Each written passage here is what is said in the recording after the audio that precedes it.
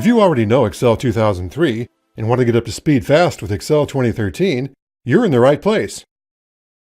When you see Excel 2013 for the first time, you'll notice some changes. First, there's a ribbon where the menu bar used to be.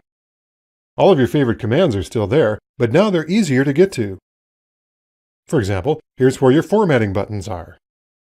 And here's where you insert things like tables and pictures. Need to check spelling? Go to the Review tab. Look at this.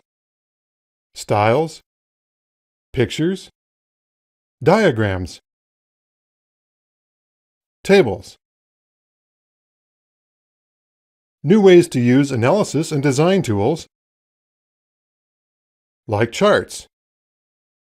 The commands and options to work with the chart are right there on the page.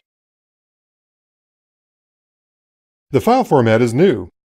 Now when you save a new workbook, you'll create an XLSX file, not an XLS file. But don't worry, you can open and save XLS files in Excel 2013 too, just in case you need to open workbooks from someone working in Excel 2003. Look what happens now when you click File. This is the backstage, where you go to manage workbook and Excel options. The backstage is also where you go to save and open files, and also where you go to share and export your workbooks. So we've just shown you a quick overview of what's changed.